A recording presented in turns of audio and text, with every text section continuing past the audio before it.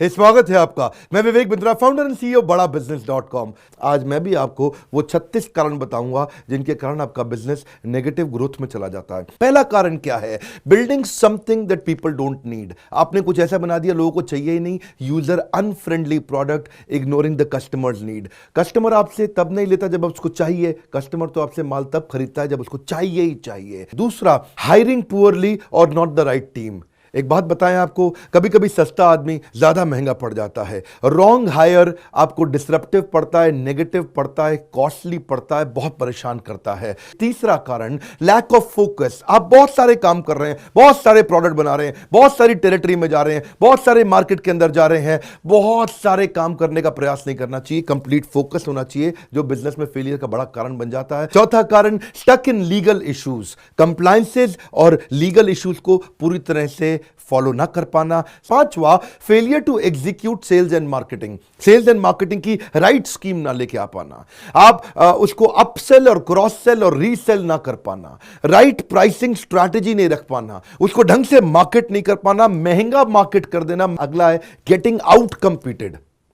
ऐसा business model तो नहीं बना दिया कि कोई भी आए आपको आके ठोक दे, खराब कर दे, बर्बाद कर दे। नॉट ट्रैकिंग कॉम्पिटिटर्स और टू मच कॉम्पिटिशन। ऐसे बिजनेस में तो नहीं चलेगा जिसको कॉपी करना आसान है, कोई भी कर लेता है, कहीं भी कर लेता है। अगला है not having the right partners और को फाउंडर्स। कहीं गलत पार्टनर और गलत को फाउंडर तो नहीं ले लिया। जब इनके बीच में आपस में झगड़ा होता है तो टेंशन बहुत बढ़ जाता है। को फाउंडर और पार्टनर ऐसा होना चाहिए कि अगर आप फेल हो गए तो आपका साथ दे सकें और दोनों की कॉम्प्लीमेंटिंग स्ट्रेंथ होनी चाहिए। अगली गलती आप क्या करते हैं?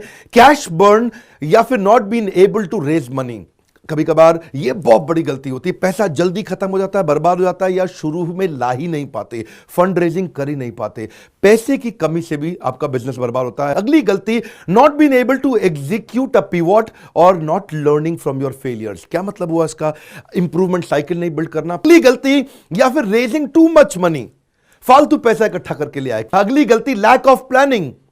आप बिना जर्नी को प्लान किए बिजनेस में चले जाते हैं। जर्नी को प्लान करने के लिए बिना मेंटोर के, बिना कोच गाइड ट्रेनर के जब आप बिजनेस में जाते हैं दिक्कत होती है। तो मैं प्लानिंग के साथ मेंटर, कोच, गाइड, ट्रेनर भी साथ में ही इंक्लूड करना चाहता हूं। अब अगला पॉइंट लेता हूं मैं, चेजिंग इन्वेस्टर नॉट यूजर। अच्छा, कुछ बेचारे स्टार्टअप में गलती क्या कर देते हैं, वो इन्वेस्टर के पीछे भागते हैं, यूजर को कभी समझते ही नहीं है। यूजर के लिए जो प्रोडक्ट बनाना था उसकी कभी बात ही नहीं करी, इन्वेस्टर के पीछे जिंदगी बिता दी, भागे जा रहे इन्वेस्टर मिल जाए, इन्वेस्टर मिल जाए। और अगर आपने यूजर पे फोकस किया तो इन्वेस्टर की जिंदगी में जरूरत नहीं पड़ेगी। यूजर आपको एडवांस पैसा देगा। यूजर मतलब आपका कस्टमर। अगला है लीडरशिप या स्ट्रैटेजी का फेलियर होना।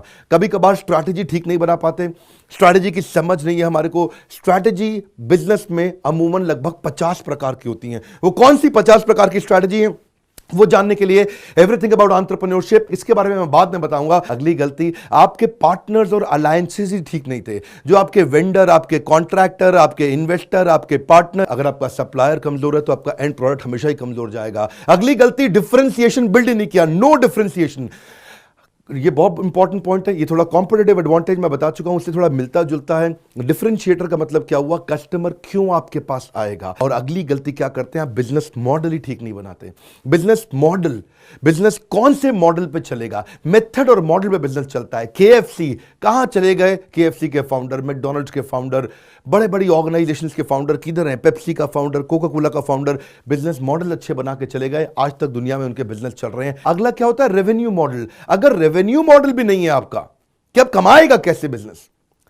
रेवेन्यू मॉडल और बिजनेस मॉडल अलग अलग चीजें हैं। बिजनेस मॉडल है कि स्केलेबिलिटी कैसी आएगी, पर रेवेन्यू मॉडल क्या है? पैसे की इनकम होने की संभावना क्या है? अगली गलती, over expansion. Expansion without right margins is committing suicide. ज्यादा एक्सपैंड नहीं करना क्योंकि स्केल किल्स। अगला तकलीफ क्या है? आपके कहीं बैड डेट तो नहीं बढ़ रहे, कहीं ऐसे लोग तो नहीं जो पैसा लेके भाग ही गए। अगली गलती, macro economic factors. Macro economic factors अमूमन आपके हाथ में होते ही नहीं। ये कौन से फैक्टर्स हैं? ये है कि अर्थक्वेक आ गया, या कोई जैसे अब कोरोना वायरस के कारण बेचारे कईयों के बिजनेसेस बर्बाद हो रहे हैं। अगला, स्लो एग्जीक्यूशन। आपको एग्जीक्यूशन के फ्रेमवर्क से नहीं मालूम, कि आपको फ्रेमवर्क बनाने नहीं आते कि मैं एग्जीक्यूट कैसे करूंगा, ट्रैक कैसे करूंगा, करूंगा, स्कोर बोर्ड कैसे बनाऊंगा, रिजल्ट कैसे चेक करूंगा। अगला है रॉन्ग टारगेट एंड पोजिशनिंग। आप कई बार आपको समझ ही नहीं आता कि आप कौन है। वैल्यू फॉर मनी प्रोडक्ट है, आप प्रीमियम प्रोडक्ट है, आप टाउमी की अपनी पोजिशनिंग है, एप्पल की एक अपनी पोजिशनिंग है, मारुति की अपनी पोजिशनिंग है, मर्सिडीज की अपनी पोजिशनिंग है। अगली गलती प्रीमेच्योर स्केलिंग। अभी सही समय आया ही नहीं, आपने एडवर्टाइजमेंट शुरू कर दिया, आपने एक्सपेंशन शुरू कर दिया और बिजनेस को बड़ा करना शुरू कर दिया। आगे चलते हैं, इग्नोरिंग यूजर्स फीडबैक। आपने कभी चेक ही नहीं किया, कोई मॉडल ही नहीं बनाया, कोई मेथड ही नहीं बनाया कि कस्टमर आपको आपके बारे में बुरा भला कैसे बोल के जाए। पॉइंट लैक ऑफ प्रॉफिट और कैश, दोनों अलग अलग चीजें हैं।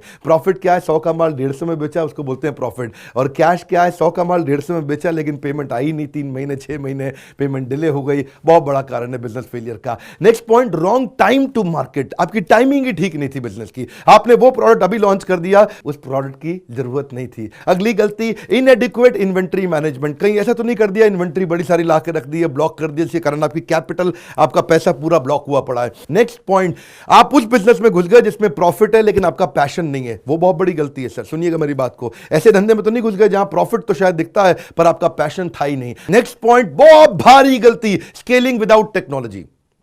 बिजनेस बड़ा करने निकले थे, टेक्नोलॉजी आपने बिल्ड नहीं करी, बिना टेक्नोलॉजी के बिजनेस कभी बड़ा नहीं करते। Next point, personal use of business fund. आप लोन लेके तो आ गए लेकिन पैसा आपने अपनी गाड़ी में लगा दिया, बड़ी गाड़ी खरीदूंगा, बड़ा फार्म हाउस, बड़ा मकान। नेक्स्ट पॉइंट गलती क्या है, नो सक्सेशन प्लानिंग। आपने अपनी अगली लीडरशिप नहीं तैयार करी, अपनी अगली टीम नहीं तैयार करी। Next point, failure to identify opportunity gap. आप ऐसे बिजनेस में तो नहीं चले गए जहां पे आप अपॉर्चुनिटी गैप ही नहीं समझ पाए। नेक्स्ट पॉइंट क्या है, बैड प्रोडक्ट एक्सपीरियंस। ऐसे तो नहीं कर रहे कि कस्टमर जो प्रोडक्ट ले रहा है वो लेके तो जाता है लेकिन वापस लौट के नहीं आता। ये वाली गलती थोड़ी फर्क है। ये क्या है, अनट्रेन्ड और डिसहार्मोनियस टीम मेंबर। आप टीम लेके तो आ गए पर अपनी बदलती ऑर्गेनाइजेशन के हिसाब से आप उनको ट्रेन नहीं कर पा रहे या उनके आपस के झगड़ों को सुलझा नहीं पा रहे।